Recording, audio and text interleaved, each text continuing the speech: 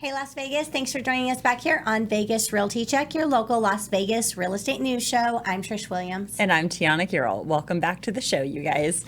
So this week we are going to talk everything new construction, the four most important questions to ask when you're going into a new construction scenario. Before we get to that, though, let's cover some numbers and hit a headline or two. Yeah, inventory is up. We are It is up. I love it. Say it again. Inventory is up. Oh, I don't know. feels Be so careful good. what you wish for. I don't know if this is a good sign or a bad sign because I've seen a little bit of slowdown in the market. I was going to say, for inventory being up, it doesn't feel like inventory is up. The market feels really, really sluggish. Yeah, that would be an indicator of higher inventory, right? Well, you would think that with more inventory and options that people would be more apt to go in, but our interest rates are still sort of holding us back Right. from the uncertainty of it all. Right. And what I'm seeing from like more inventory is that's the homes aren't selling as quickly. So there's more, they're staying on the market and then coming on the market. So that's, to me, that's an indicator of a slight slowdown. And I've been seeing a little bit of that just, in personal experiences out there. So we are at 4465 single family. And if we could keep that in the 4,500 to 5,000 and then get some reprieve from this interest rates, life would be golden. Yeah. And we're approaching election season, so we're going to see things like slow down a little bit, but hopefully along with that, we're going to see rates coming in. Yeah, but we didn't have much of a slowdown in sales, though. The closed sales were 507. It's up a bit. Yeah. We're close to the end of the month, so that's pretty good. Last week they were in the 300s, so much better closings than this week. Yep. Or this week than last week. 390 price reductions. We've just been hovering in that under 400 area for quite a few months right now. Yeah. And 61 of the homes that are in contract are contingent upon sale. Yeah, 61 of them are contingent upon sale. That's since we've introduced contingent upon sale, anything that hasn't closed since then. There's actually 9 that went under contract just this week. Yeah. Okay, great. Yep. So did you have any news headlines to report this week? Well, there was some talk about Warren Buffett, which is ironic that we're doing a new construction show, sinking a lot of money into DR Horton and Lenar, expecting them to have good gains. So. Yeah, there's been a lot of buzz about new construction being starting to sell out again, starting to, move very quickly because of the inventory shortage. But now that we're seeing a little bit more inventory, that's going to shift for them too. We always kind of go consistently, with each other. If we start to see more inventory, then the new construction starts moving a little bit slower as well. Yeah. So Buffett doesn't think it's going to move slow. He's hoping to make big gains in that sector. So yeah. Well, we'll see how that all works out for them. But yeah, the builders are still offering incentives, which is still keeping those homes moving pretty quickly. With some of the incentives include rate buydowns, paying closing costs, which makes it a little more attractive than the resale market. Yeah, and so that's sort of the ebb and flow of real estate, right? So sometimes it makes total sense to buy new construction, and other times it may not make as much sense. And it seems like when there's a low inventory and they are offering incentives right now at this time in our life, new construction's a pretty viable option for a lot of people. Yeah, and the resale market, definitely when they're looking to price their homes and things like that, they have to be competitive against new construction because you have to remember you don't have a brand new home and you have to have competitive pricing for these brand new homes out there. So you do want to keep in mind that your home may have a fully landscaped backyard, may have a pool, things like that. New construction doesn't have that. You just get dirt and you got to finish it off there. So there's a little give and take. Yeah, and there's a lot of ins and outs about buying new construction. Again, not just because I'm a realtor, but I always suggest that you have a realtor when you are working with a builder, because people have sort of the misconception when they go into these new construction and they're in either the model home or the trailer, and there's an agent there, that agent is going to be not only assisting them in this, but some sort of representation. And that's really not the case because that agent there at the build site represents the builder. Yeah, so the agent will always be negotiating and looking out for the best interest of the builder. That's why you should have a realtor, not only to... And just so we say, because I know a lot of new construction agents, I'm not saying that they're not helpful and they're not wonderful and No, they they're do great. a Yeah. great job. They just are hired by, paid by, in the interest of the builder. Yes, absolutely. And then there's other things about the contract that are important. I mean, we understand the contracts. We're very versed on this. We've been down this road before, so we understand what's going on. And I personally have been in a situation with a builder where I was representing the buyer, where they accidentally, I guess they forgot that the buyer had representation, or maybe they chose to forget. I don't know. But Delete. we had an issue come towards the end of the contract, with the loan contingency. They directly sent the buyer a DocuSign to release EMD. Well, luckily I trained my buyers well. So the buyers called me and said, well, they sent me something. I don't know if I should sign it. I said, I haven't seen anything that was sent by them. Send it to me. I reviewed it and I said, you are absolutely not signing this. And so Yeah. I contacted them, gave them hell, and everything was resolved. But had that buyer not had representation, they would have called the sales office and said, should I sign this? And they just said, yeah, of course you should sign it. Yeah, of course, sign Yeah. that. So for those who don't know, releasing the EMD gives your EMD earnest money deposit to the builder. Non-refundable. Non-refundable. So usually in contracts, your earnest money deposit is protected on contingencies. But if that money is released or goes hard, then that money is not coming back to you as the buyer. It is going to the seller, or in this case, new construction. Yeah. So you don't want to be out that money. Yeah, and then there's other things that are like negotiation, where they have issues with things that maybe they can't provide anymore that they were supposed to provide initially, or delays. There's things that us as realtors can understand and negotiate on your behalf to make it a better contract and a better circumstance for you. And it's because of our experience that we can do that. So definitely hiring a realtor to shop new construction is very important. And making sure that you do not visit those offices without your realtor for the first time. Going to see the models, going to do anything. You walk in there the first time, they always say, oh, let me have your name and phone number, of course, and once you do that and your realtor's not with you, you've basically waived your right to representation. Right. You've registered with the builder, and now you are no longer able to bring in an agent. Yes. It has to be done from the jump, registered, at least in this city. And I think it's pretty universal. I'm not sure. Yeah. There's very rare that I've ever seen exceptions to that. And, as your realtor, once we get started, we ask you that you contact your realtor before you go visit the models and let us know that you're going. There's some small circumstances where we have like great relationships with the builders and they'll let us register you if you're like nearby the models or something like that. But you have to contact us and let us know what's going on, and we'll see what we can do, or we'll schedule a time to go with you. Well, not only that, having a realtor, you might have, let's say, community A in mind. And so you go there and you're all excited. But if you had a realtor in our MLS, we have access to a database like the MLS for new construction only. So we know all of the communities in the town and what's available. We can work on standing stock, things like that. So it's important to have that realtor in place, because you might think you want community A, but community C might be better for you and you didn't even know about it. Yeah. And there's also been times where the price, like their online price or something like that's different, and we have a notification of like a special incentive or pricing or something that we can get just through our relationships with the builders that they notify us about. Yeah. So I've come across that a couple times where we got the price much lower than what was being advertised. Yeah, no, you cannot dismiss the relationships that that realtors cultivate with builders. We all play in the same sandbox, and they're wanting to hustle and sell homes, and we're great clients for them because we usually have qualified buyers. Yes, absolutely.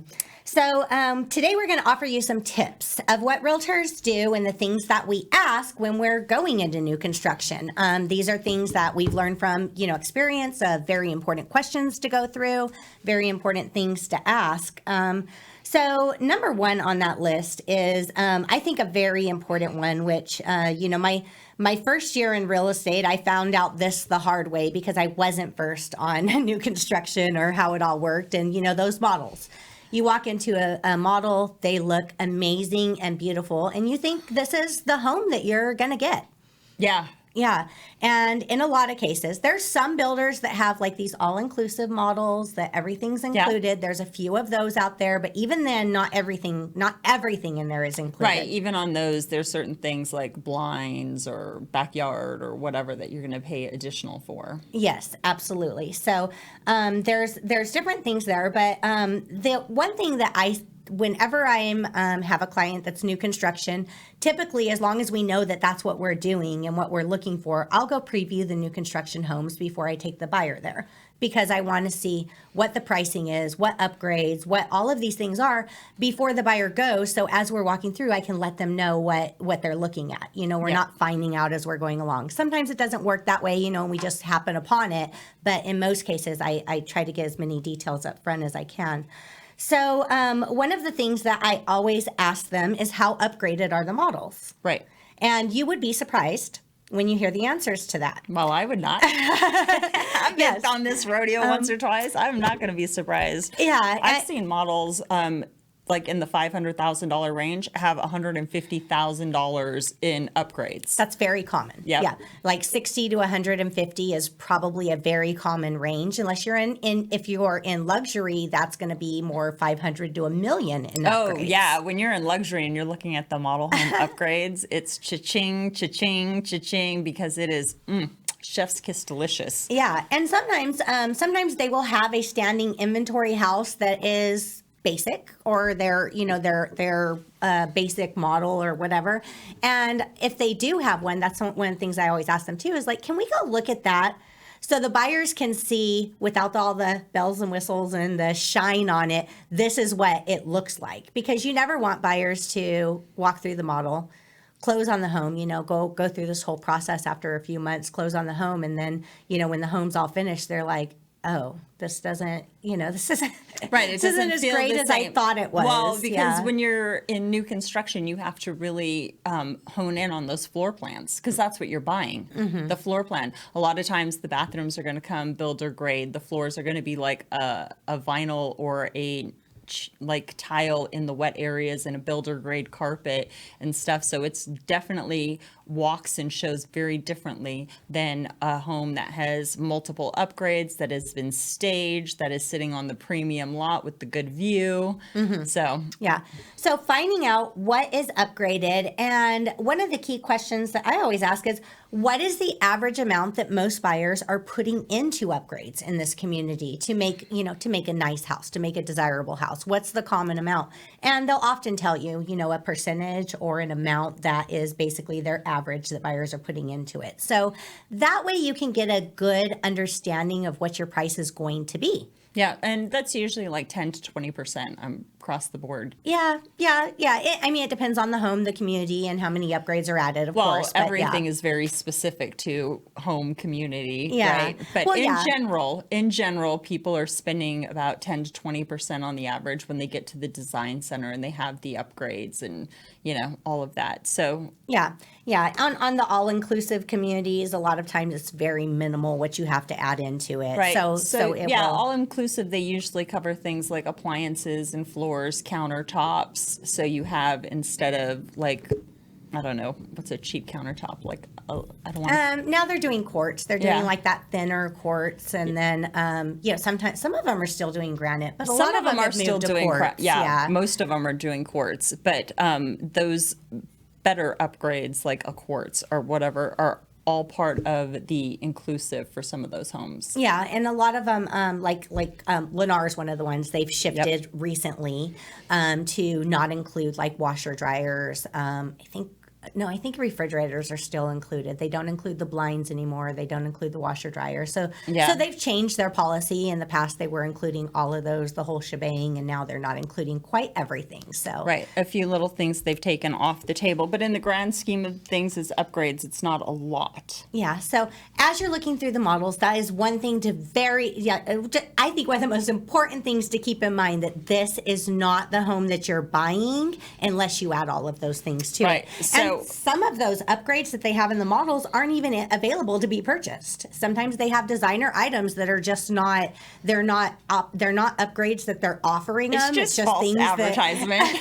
It's just things Like, that you they wish you thought could would live make here. the models look better. Yeah. Right. So when I hold consultations for new construction buyers, I always say don't be dazzled by the upgrades, right? Because that's something that may not be there. There are certain things, though, because they may not be noticeable upgrades like countertops or an amazing floor, but there are certain things that add so much value to a home and change the way that space works, like the sliding glass doors. The height of them. Right. Yeah. So if you go up to like a 9 or 10 foot sliding glass door, that extra volume, that light, that space that comes in is really worth the money. But, putting in, something, say a dual vanity in a secondary bathroom may not be as something that needs to be rolled into the mortgage. Right. Right. Well, also there's things like the heights of the vanities. They have something called a standard height, which And is the one cabinetry. that are lower. Yeah, and the cabinetry that are lower. And they have the executive height, which is a little bit higher. Well, of course, the executive height looks a lot better than the standard height, but there's things like that.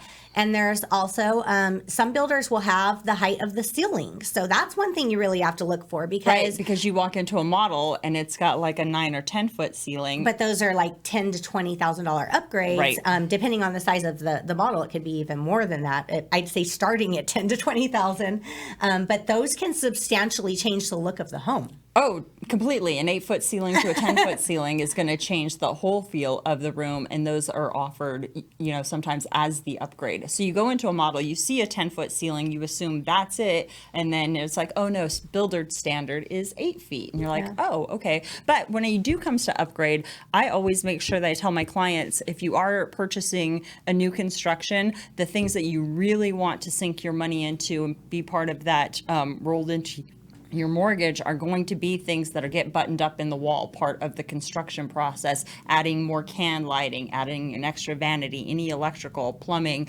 doors, windows that you want to upgrade, do during the construction process, and then you can change flooring or countertops later, and it'll be more cost effective because it's not tied into that mortgage that you'll be getting. Right. And there's times too where I've had buyers that asked if they could have the flooring just not put in because they were planning on doing the flooring we're changing themselves. it anyway. Why wouldn't we? And that's not an option. Yeah. The builders will, even if you're planning on ripping it out, if you're not purchasing it through them, you get whatever they have. So I had a client who didn't want any carpet, so they used builder grade vinyl throughout. As a barrier. Right. So that way they could use it as the barrier and just tile over it when they moved in. Yeah. That was still an upgraded fee, though. That's what I was about to say. If you're changing it from the carpet to the vinyl, It's still an you're upgrade. paying for that upgrade. Yep. So but you it's have a very inexpensive upgrade if you're going to put the whole floor in later. Yeah, and look at those costs and prices in the design center, because sometimes there's been times where I've seen the builders, the pricing that they have is actually better than you'd be able to get on your own,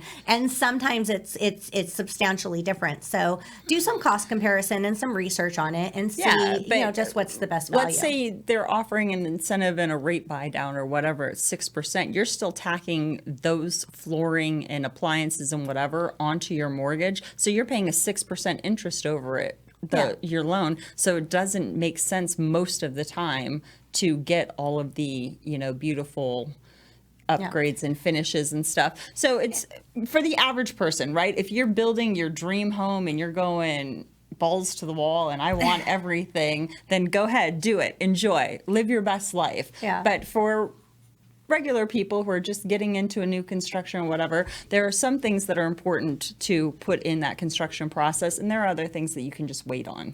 And another thing to note that is very important when purchasing new construction, if you were to just say, for instance, you were to say, I want every upgrade in that model, okay? Yep. And every upgrade in that model, I'm pay the price, whatever it is, I want my home to look just like the model. It's not going to appraise.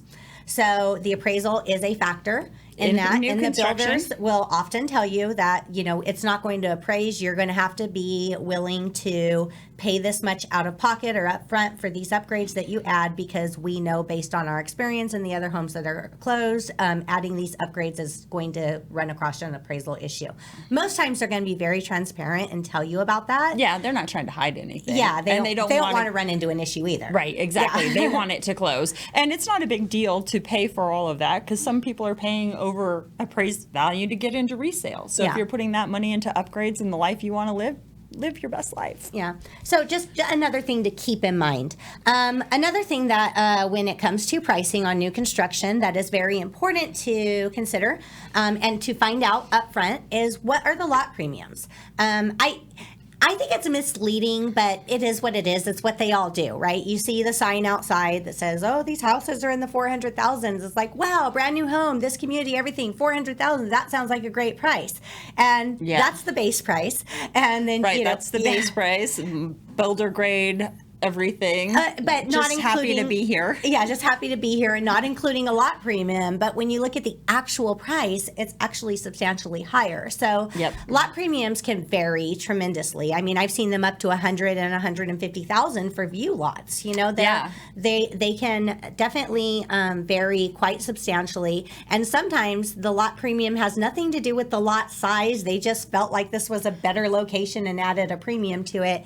That is so usually the lot premiums are for things like views, being close to the community park, something like that. And then let's say a builder is building 100 homes and they're releasing 10 homes at a time, right? So the first 10 might be a $30,000 lot premium, but then the next set might be a $45,000 lot premium. Yeah. So getting into new construction and stuff in the beginning of the plan is also a little tip and trick for getting a good deal. The best pricing that you can ever get on new construction is when they don't even have a model built and you're buying it virtually in the trailer. If there are no sticks in the air, then you're going to get the best deal in there, because as the community builds out and the models go up, it becomes desirable, and it becomes all of that supply and demand. We're running out. And usually they increase prices every phase. Yeah, I mean, of course, phase. if the market changes, that's going to be a factor. But in a market that's constantly going and appreciating, as we've been seeing, so in those cases, every phase is typically going to have higher prices, higher lot premiums. Yep. So it's hard. I've been down that road with buyers before, when they're buying the home before seeing the model and they're looking at the virtual tour rendering, and that's a hard pill to swallow. Yeah. So However, I've been doing real estate videos and walkthroughs of new construction for so long. I swear I have so many floor plans. So when it comes to new builds and there's, they're just framing out or whatever, I'm like, oh, what floor plan is that? Oh, I have that. I send it to my client. I'm like, this is what the floor plan flow looks like. Finishes will be different, but this is the flow. Yeah. And sometimes they have, if they don't have a model in that community, sometimes the builders have the same model in another community. And that's so really that's something common to in our always find valley, out, because they sprinkle. They might have 2 or 3 communities going up at one time, featuring 2 or 3 of the same floor plans. So you can go check out other models. So. And when you're in the model, the things like, because of the lot premium, your views and where you're located in the community and stuff are going to change, versus you're not actually buying the model. Absolutely. Which you can buy models. You can buy models, yeah. And there's sometimes, if they're not planning on building that model again, they'll sell it furnished. They'll sell all the furniture and everything too. So it's rare, because a lot of times now they're rehashing that furniture and putting it in another model in another location. So some of them do, though. We've come across that before. And then, do you have standing inventory? Now, this is where you can find a deal. I love standing inventory. Can I just say that? I love standing inventory. I usually prefer doing standing inventory. You get a better deal. Usually you get a better deal, higher incentives, which we'll go into incentives and rate buy downs in a minute. But a lot of times, though, those incentives are not on to be built. Those are on standing inventory, because standing inventory are the things the buyers are trying to move. That means this home is already built. The builders are trying to move.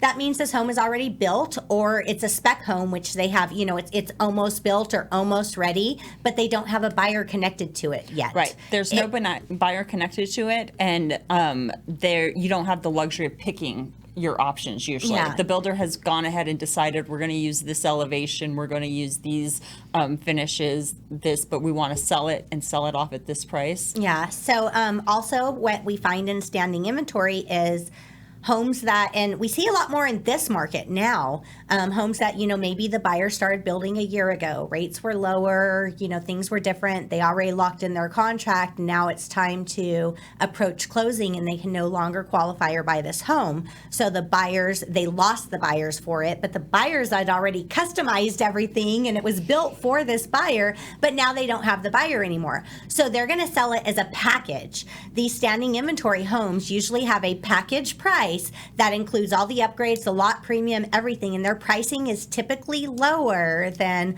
whatever they're offering to build to plan or to build, not custom. They're not custom, but to new construction to build from ground up. Yeah. So I do love that.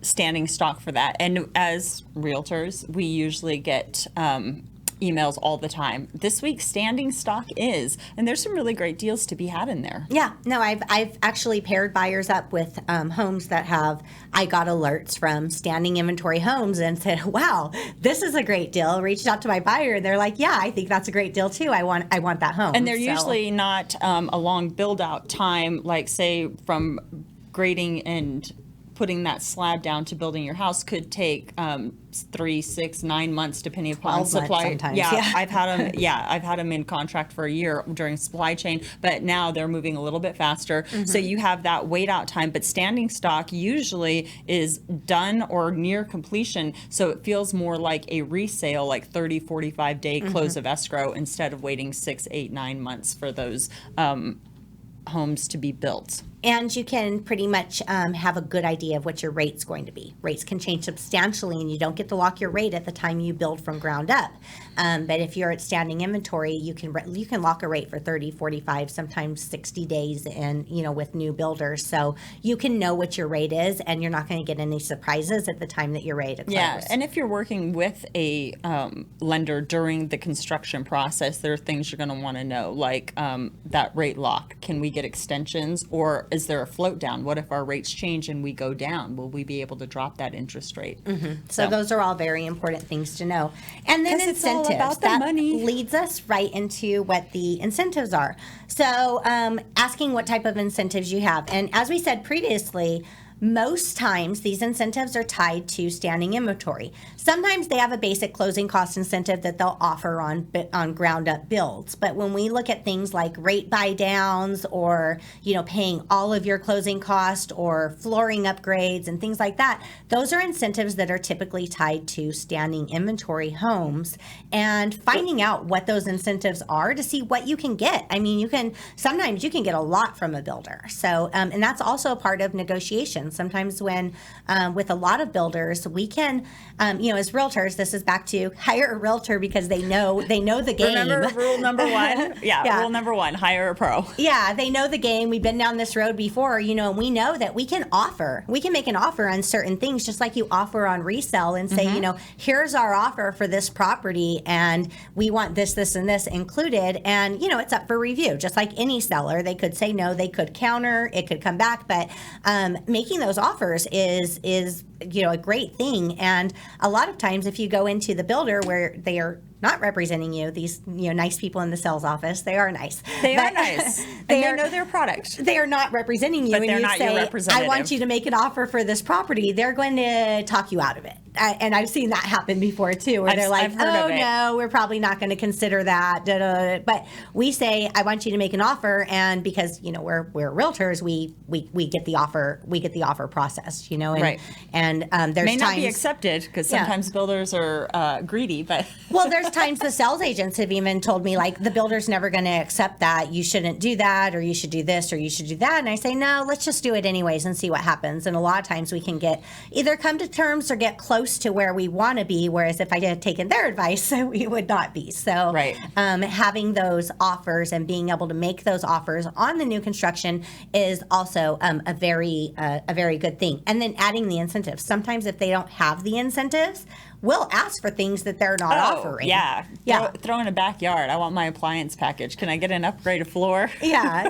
I've never seen the backyard. Have you seen a backyard? Oh, I've done a backyard. Really? Yeah, I've done a backyard. Yeah, I didn't even know they had had any options like that in design centers. I've never seen that before. Yeah, your landscape. They throw it in. In the backyard? Yeah, in the Wow. backyard. I have never seen like that. I And that was have the big ne- thing. The girl was like, I don't want to spend all this money and still have to put in a backyard or whatever. And the builder, I mean, it was not a great backyard. It was a bubbler system with 6 to 8 bushes across the back and then some Sierra Gold rock.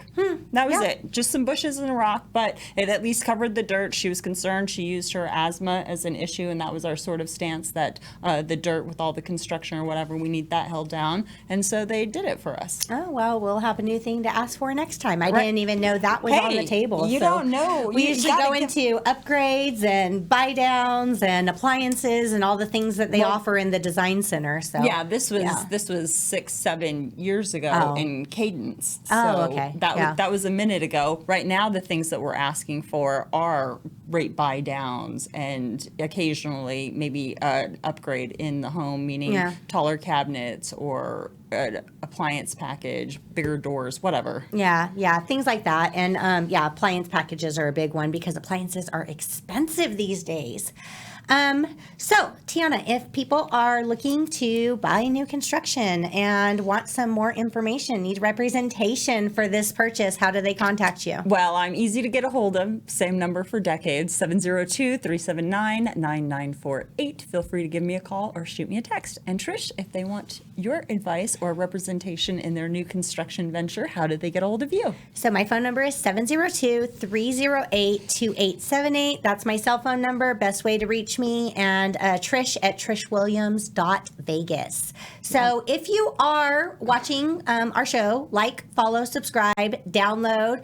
We're here every week. We do have a new Instagram, realtycheck.vegas. So that is the same as our website. Easy to follow, easy to understand. Follow us on Instagram. We are there posting. We have clips from a bunch of different shows, and we'll just be posting updates and things like that we have on the show on our page. So follow us, please. Yep. All And right. thank you very much for your support, you guys. You're awesome. Thank you. Have a great week, people. See you Bye. next week. Bye.